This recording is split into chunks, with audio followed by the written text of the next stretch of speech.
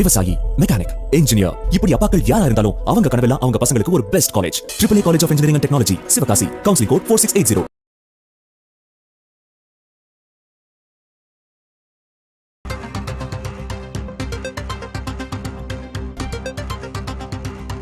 மே 1 முதல் சென்னையில் வெயில் சுட்டெரிக்கும் என்று சுயாதீன வானிலை ஆய்வாளர் பிரதீப் ஜான் தெரிவித்திருக்கிறார். அண்மை செய்தியாக பார்க்கிறோம்.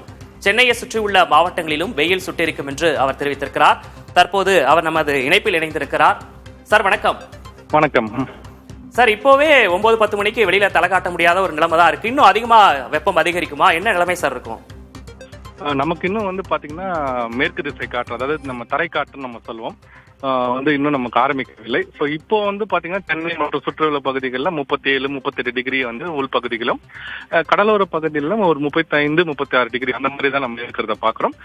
ஒரு ஈரப்பதம் கொஞ்சம் அதிகமா இருக்கிறதுனால நமக்கு அந்த பிசுபிசுப்போட இருக்கிறத நம்ம பாக்குறோம். ஸோ இன்னும் நமக்கு அந்த 40 டிகிரின்றது இந்த ஆண்டு இது வரைக்கும் நமக்கு தொடரலன்னு பாக்குறோம்.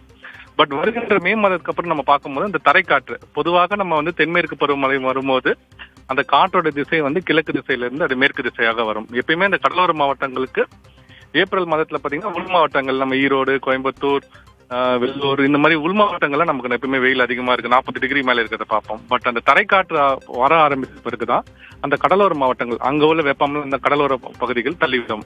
அந்த மாதிரி பார்க்கும்போது நமக்கு மே 1ஆம் தேதிக்கு மேல பார்க்கும்போது இந்த வறண்ட காற்று, இப்ப இந்த ராயல்சீமா, கடப்பா, இந்த ஆந்திரா பகுதியிலாம் கடும் வெயில் நிலவுறது, அந்த வறண்ட காற்று என்ன பண்ணுகிறது மேற்கு திசையில இருந்து நமக்கு வர்றத பாக்குறோம். அதனால மே 1ஆம் தேதியில இருந்து பார்க்கும்போது இந்த கடலோர வடப்பகுதிகள், ஆந்திரா ஒற்றியுள்ள மாவட்டங்கள், அதாவது வெள்ளூர், ராணிப்பேட், காஞ்சிபுரம், திருவள்ளூர் மற்றும் சென்னையில உள்பகுதிகள், இந்த பகுதிகள்லாம் பாத்தீங்கன்னா வெப்பம் அதிகரிக்கிறதுக்கான வாய்ப்பு இருக்கிறத பாக்குறோம். ஸோ இப்ப இருக்கிறதோட ஒரு 2-4 டிகிரி வரைக்குமே நம்ம அதிகமாக போறதுக்கு வாய்ப்பு இருக்கிறத பாக்குறோம். இப்போ ஆந்திரா, சென்னை சுற்றி உள்ள மாவட்டங்கள்லாம் சொல்லியிருக்கீங்க 40 டிகிரிக்கு மேல வரைக்கும் வாய்ப்பு இருக்கு அப்படின்னு சொல்லி. தென் மாவட்டங்களை பொறுத்த வரைக்கும் எப்படி சார் இருக்கும்? அங்கே இயல்பான ஒரு நிலை தான் இருக்குமா? இரவு நேரங்களில் கூட புழுக்கம் அதிகமாக இருக்கிறேன் சார், அதுக்கு என்ன சார் காரணம்?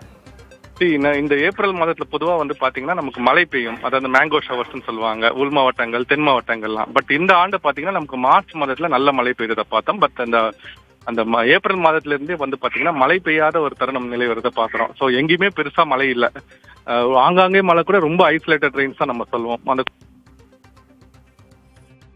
சார், இணைப்பில் உங்களுடைய கருத்துக்களை பகிர்ந்து கொண்டமைக்காக நன்றி சார். விவசாயி, மெக்கானிக், இன்ஜினியர், இப்படி அப்பாக்கள் யாரா இருந்தாலும் அவங்க கனவெல்லாம் அவங்க பசங்களுக்கு ஒரு best college. AAA college of engineering and technology, Sivakasi. Counselling code 4680.